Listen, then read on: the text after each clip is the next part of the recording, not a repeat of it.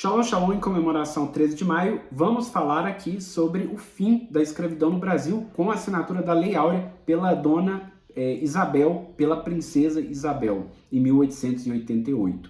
Palavras do próprio Gilberto Freire, a escravidão no Brasil teve um processo mais brando do que aquela feita nos Estados Unidos. Isso ocorre principalmente pelo fato de que aqui no Brasil a gente tinha uma relação mais próxima entre os senhores e os próprios escravizados. Isso daí também tem paralelo em outros autores, como por exemplo Pedro Calmon, e o Gilberto Freire explica isso em Casa Grande e Senzala, uma obra assim, muito importante para a literatura brasileira. Também é necessário dizer que o Brasil é constituído por três raças, indígenas, negros e o português europeu. É um conceito inicial lá do Império que o von Marcius ele cunhou e que ficou consagrado aí na historiografia. Quando começa todo esse processo? Ele começa justamente no século XVIII, no finalzinho do século XVIII, em 1788, na Inglaterra, particularmente em Hull, em Yorkshire, com um sujeito chamado William Wilberforce. Muitos movimentos abolicionistas começam a explodir naquela região, organizados e ganham força, liderados por esse sujeito.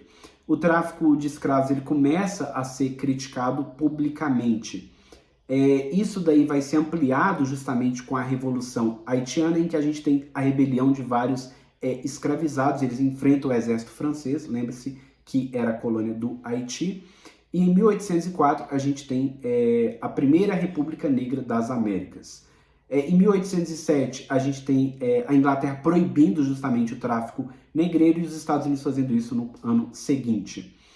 Bom, em 1815 a gente tem o Congresso de Viena e a gente tem uma declaração desse Congresso que é a proibição do tráfico de escravos acima da linha do Equador, e aí já vai surgindo uma pressão contra os latifundiários brasileiros, os grandes cafeicultores.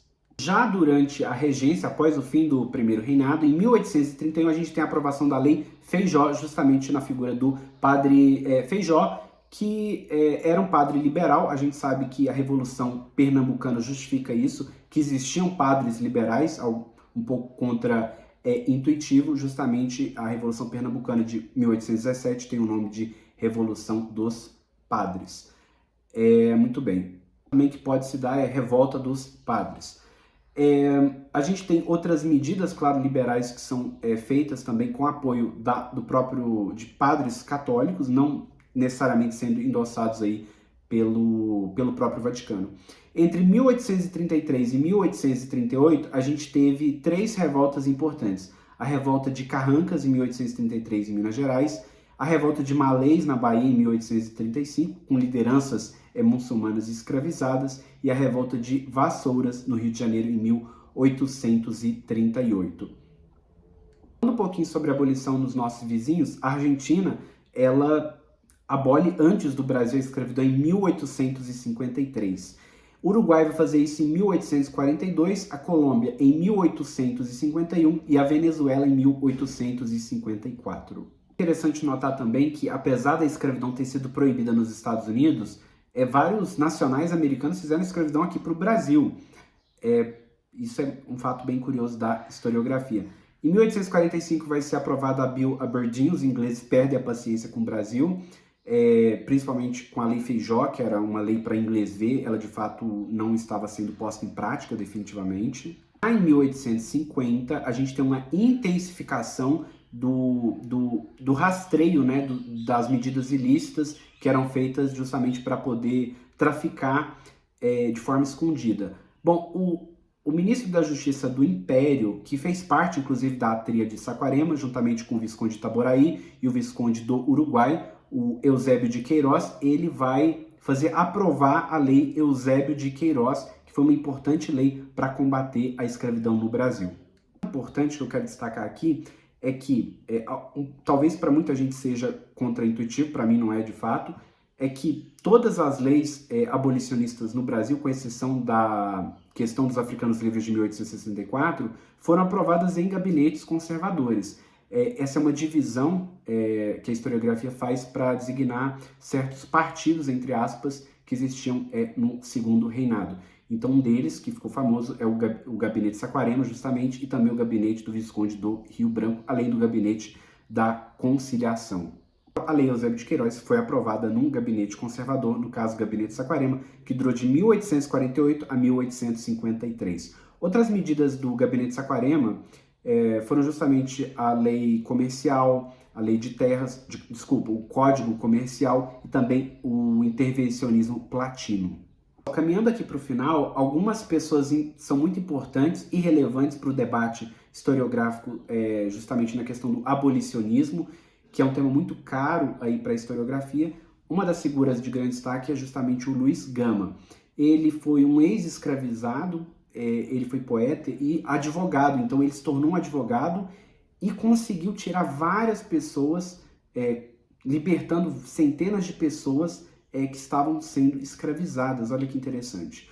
Outra figura importante foi o próprio Castro Alves, que se manifestou publicamente contra esse mal, né, humano. O próprio jornalista José do Patrocínio, o engenheiro André Rebouças e também Joaquim Nabuco. Para terminar, a gente vai falar sobre a lei do ventre livre, a lei dos sexagenários e também a lei áurea. Bom, o que acontece? A lei dos sexagenários, ela já existia em Cuba, ela foi aprovada em Cuba um pouco antes de acontecer no Brasil, que justamente concedia alforria aos escravizados que tinham mais de 60 anos de idade. A lei do ventre livre foi aprovada em 1871 e libertou filhos de mulheres escravizadas, mas sem uma estrutura que, para essas crianças, continuavam sob o poder dos senhores até os 21 anos de idade. Aqui nos Estados Unidos, antes de falar da Lei Áurea, a gente sabe que nos Estados Unidos, a 13ª emenda, ela acaba com a escravidão em 1865, liderado inclusive por Abraham Lincoln. Ele vai ser justamente assassinado por um fanático, um ator, era o melhor ator dos Estados Unidos, mas vai assassinar Abraham Lincoln, que não era inicialmente um abolicionista, mas ele vai se tornar, ele era um advogado importante aí para o movimento abolicionista americano. Na década de 1860, a servidão também vai acabar na Rússia.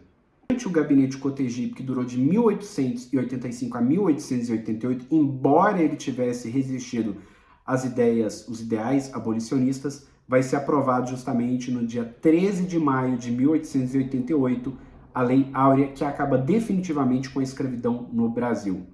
Para terminar, eu deixo uma pergunta para vocês. O ciclo do ouro ou o café que teve o maior número de escravizados entrando no Brasil?